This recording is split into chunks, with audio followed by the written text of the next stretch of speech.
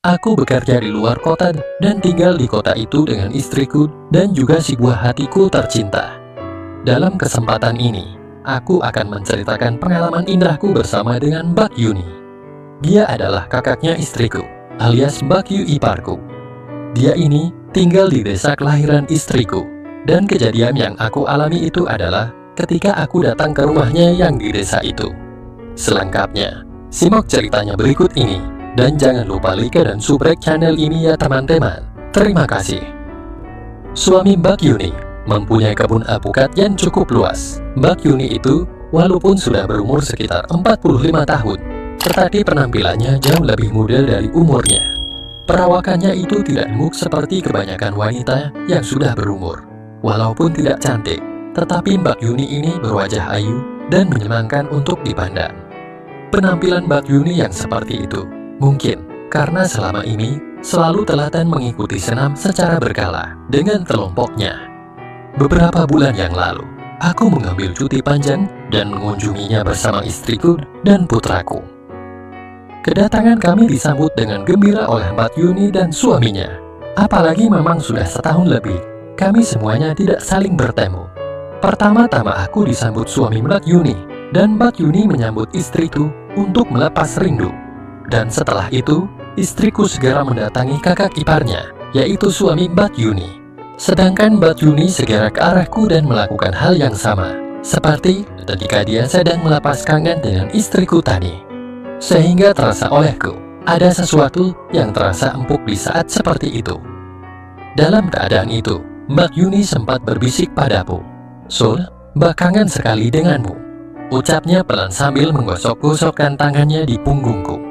Dan untuk tidak mengecewakannya, aku balas bisikannya itu, "Mbak, saya juga kangen sekali dengan Mbak," balasku. Ketika itu aku menjadi sangat kaget ketika Mbak Yuni sambil tetap masih seperti itu, kembali berbisik, "Sul, Mbak merasakan ada yang mengganjal di perut Mbak ini." Spontan, karena kaget dengan kata-katanya itu, aku menjadi tertegun dan dengan segera saling menjauh. Dan ku perhatikan Mbak Yuni tampak tersinggung penuh arti.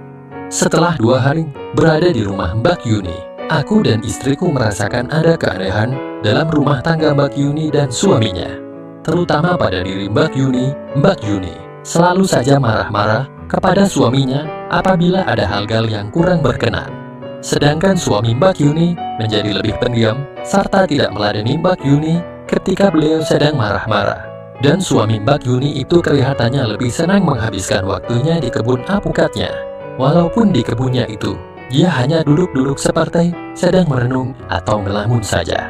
Istriku sebagai adiknya, tentu saja tidak bisa berbuat apa-apa dengan tingkah laku kakaknya itu, terutama dengan mbaknya.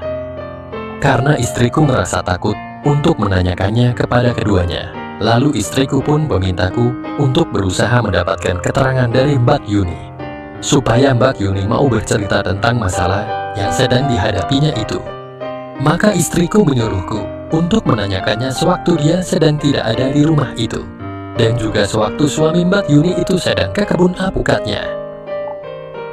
Di pagi hari ketiga, setelah selesai sarapan pagi, istriku sambil membawa putraku pun berpamitan kepada kakaknya untuk pergi mengunjungi budenya yang di luar kota, yang tidak jauh dari kota Mbak Yuni, dan rencananya kalau bisa pulang sore harinya. "Mbak, aku mau pergi ke rumah bude dulu ya. Nanti sore juga aku balik lagi ke sini," ucap istriku pada Mbak Yuni. "Loh, murkok suami kamu nggak diajak?" tanya Mbak Yuni. "Lal, nggak usah Mbak, biar Mas Surya nemenin Mas Paidi dan Mbak aja. Wong aku nggak lama kok di rumah bude," sahut istriku sambil mengedipkan matanya ke arahku. Aku tahu apa maksud dari kedipan matanya itu, sedangkan Mas Paidi hanya berpesan pendek supaya hati-hati di jalan, karena hanya pergi dengan putraku saja saat itu. Tidak lama setelah istriku pergi, Mas Paidi pun berpamitan pada istrinya dan aku untuk pergi ke kebun alpukatnya yang tidak terlalu jauh dari rumahnya itu, sambil berkata padaku, "Sul, kalau nanti kamu mau lihat-lihat kebun alpukat Mas, susul saja ke sana ya," ucapnya. Setelah istriku dan Mas Paidi pergi dari rumah itu, maka sekarang yang ada di rumah itu hanya tinggal aku dan Mbak Yuni yang sedang sibuk membersihkan meja makan. untuk mengisi waktu sambil menunggu waktu yang tepat untuk menjalankan tugas yang diminta oleh istriku. Aku gunakan untuk membaca koran lokan di ruang tamu. Entah sudah berapa lama aku membaca koran itu, yang pasti seluruh halaman sudah aku baca semua. Tiba-tiba saja, aku dikagetkan dengan adanya suara seperti ada yang terjatuh dan diikuti dengan suara mengadu dari belakang. Dengan gerakan refleks, aku segera berlari menuju belakang sambil berteriak, "Mbak, ada apa Mbak?" Ketika sudah dekat dari dalam kamar tidurnya, aku dengar suara Mbak Yuni seperti mengadur. "Sur, tolong Mbak." Itulah suara yang aku dengar dan ketika aku lihat ternyata Mbak Yuni dalam posisi terduduk di lantai. Sepertinya dia habis terjatuh dari bangku kecil yang ada di dekat lemari pakaian. Serta-merta aku angkat Mbak Yuni ke atas tempat tidurnya yang cukup lebar dan aku tidurkan sambil aku tanya, "Mana yang sakit Mbak?" Tanyaku dengan rasa khawatir. Di sini, Mbak Yuni menjawab dengan wajah meringis seperti menahan rasa sakit, sambil mengurut dari luar rok yang dipakainya itu. Tanpa permisi, langsung saja aku membantu mengurutnya. "Mbak, apa ada bagian lain yang sakit?" Tanyaku memastikan. "Nggak ada kok Sur, cuman di sepanjang kaki kanan ini, sampai atas ada rasa sakit sedikit," jawabnya dengan meringis menahan sakit. "Oh iya Sur, tolong ambilkan minyak kayu putih di kamar Mbak bisa, biar terasa hangat dan hilang sakitnya ini," pintanya. Aku kemudian segera mencari minyak yang dimaksud itu di meja riasnya dan alangkah terkejutnya aku ketika kembali dari mengambil minyak kayu putih itu, karena kulihat Mbak Yuni telah membuka penutup pada area yang sakitnya itu, sehingga terlihat dengan jelas pemandangan itu darinya. Aku tertegun sejenak di dekat tempat tidurnya, karena melihat pemandangan yang begitu indah itu. Mungkin karena melihat ragu-raguanku saat itu, Mbak Yuni pun langsung saja berkata, "Ayolah Su, nak usah ragu-ragu, kaki Mbak terasa sakit sekali ini loh. Lagi pula dengan Mbak sendiri saja kok pakai sungkan segala. Tolong diurutkan kaki Mbak yang sakit ini, tapi nggak usah pakai minyak kayu putih itu. Mbak takut nanti malah jadi kepanasan kena minyak itu." Dengan perasaan yang penuh dengan keraguan, akhirnya ku urut juga secara pelan-pelan kaki kanannya, yang terlihat ada tanda agak merah memanjang yang mungkin sewaktu terjatuh tadi terkena bangkunya yang dinaikinya. "Bagaimana Mbak? Apa di sini yang sakit?" tanyaku. "Betul Sur, ya yang itu. Tolong urutkan yang agak keras sedikit dari atas ke bawah," perintahnya. Dengan patuh segera saja aku ikuti permintaan Mbak Yuni itu. "Sur, tolong agak ke atas sedikit nurutnya," ucapnya seraya tangannya menarik penghalangnya. Sehingga semakin membuatku tertegun karena keindahan yang ada semakin indah saja yang ada di depan mataku itu, sampai-sampai aku berhenti mengurut. "Ayo dong Sur, kok ngurutnya jadi berhenti?" kata Mbak Yuni sehingga membuatku tersadar dari lamunanku itu. Iya Mbak, maaf, tapi Mbak," jawabku agak terbata-bata dan tanpa menyelesaikan perkataanku karena agak ragu. "Kenapa sih Sur?" kata Mbak Yuni kembali, sambil tangan kanannya memegang tangan kiriku, serta menggoncangnya perlahan agar aku tidak ragu untuk membantunya. "Mbak, saya," ucapku gagap karena aku tidak tahu apa yang harus aku katakan saat itu pada Mbak Yuni. Tetapi yang pasti, keinginanku saat itu tiba-tiba saja begitu tinggi, karena melihat apa yang terlihat itu pada Mbak Yuni. "Sur," ucapnya lirih sambil menarik tangan kiriku, dan aku ikuti saja tarikan tangannya itu tanpa prasangka yang bukan-bukan. Akan tetapi, ternyata tanganku itu diletakkan tepat pada bagian yang telah membuatku ingin itu.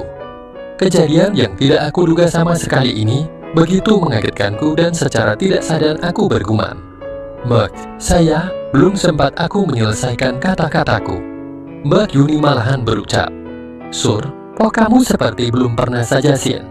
ucapnya pelan dengan tatapan yang penuh harapan. "Mbak, saya takut kalau nanti Mas Paidi datang," sahutku.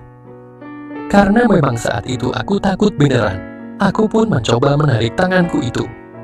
Tetapi tangan Mbak Yuni yang masih tetap memegang tanganku itu pun juga berusaha menahannya, dan bahkan semakin menekannya serta berkata pelan, "Sur, si masih itu pulang untuk makan siang selalu jam 1 siang nanti.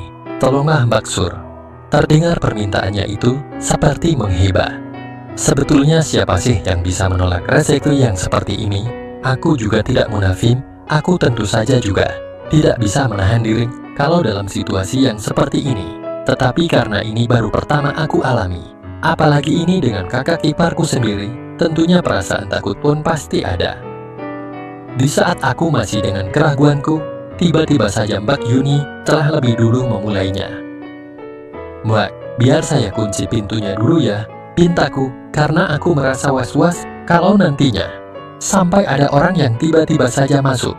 Tetapi Mbak Yuni malahan menjawab, "Lah usah, selama ini nggak pernah ada orang yang pagi-pagi datang ke rumah Mbak," ucapnya seraya terus berusaha membuatku semakin terpancing. Semakin lama Mbak Yuni semakin nekat. Aku yang sebenarnya sudah ada keinginan sejak tadi itu pun segera menyambutnya dan membalasnya dengan sukacita. Sehingga Mbak Yuni tentu saja menjadi senang bukan kepalang. Semakin lama rasa ketakutanku tadi itu pun sudah tidak teringat lagi olehku. Yang ada hanyalah bagaimana caranya pagi itu aku dan Mbak Yuni bisa sama-sama mencapai puncak yang terindah. Aku sudah lupa kalau yang bersamaku saat ini adalah Mbak Yuni, kakak kandung istriku sendiri. Pagi itu akhirnya aku dan Mbak Yuni pun dengan penuh semangat dan sukacita saling membantu satu sama lainnya untuk memperoleh sesuatu yang begitu indah dan menyenangkan. Pagi itu kami ulangi beberapa kali hingga menjelang Mas Paidi, yaitu suami Mbak Yuni pulang. Acara yang menyenangkan itu pun kami sudahi dengan berat hati. "Mbak, apa ini yang menyebabkan Mbak akhir-akhir ini selalu marah-marah pada suami?" tanyaku. "Mungkin saja Sur, memangnya kenapa Sur?" sahutnya sambil tersenyum dan memberikan hadiah di pipiku. "Mbak, kalau benar tolong mulai saat ini Mbak kurangi marah-marahnya pada suami. Kasihan dia," pintaku. Mbak Yuni hanya diam dan seperti berpikir. Setelah diam sebentar, lalu aku katakan padanya, "Mbak, sudah siang loh ini. Sebentar lagi Mas Paidi pulang kayaknya," bisikku seraya aku bantu dia bangun serta bimbing dia ke kamar mandi. Setelah peristiwa ini terjadi, Mbak Yuni tidak lagi cemberut dan marah-marah seperti hari-hari sebelumnya. Bahkan setelah aku dan istri serta putraku balik ke kota, Mbak Yuni seringkali mengunjungi rumah kami dengan alasan kangen istriku dan putraku. Tetapi kenyataan sebenarnya adalah Mbak Yuni itu selalu mengontakku terlebih dahulu melalui telepon di kantor dan meminta JTHNY di suatu motel sebelum akhirnya menuju ke rumahku. Untungnya sampai sekarang istriku tidak curiga, hanya saja dia merasa aneh karena setiap bulannya Mbaknya itu selalu mengunjungi rumah kami. Semoga saja rahasia indah kami itu akan selalu terjaga. Demikianlah kisahku dengan Mbak Yuni yang kekurangan vitamin dari suaminya. Semoga terhibur dan terima kasih sudah menyimak sampai akhir ceritanya.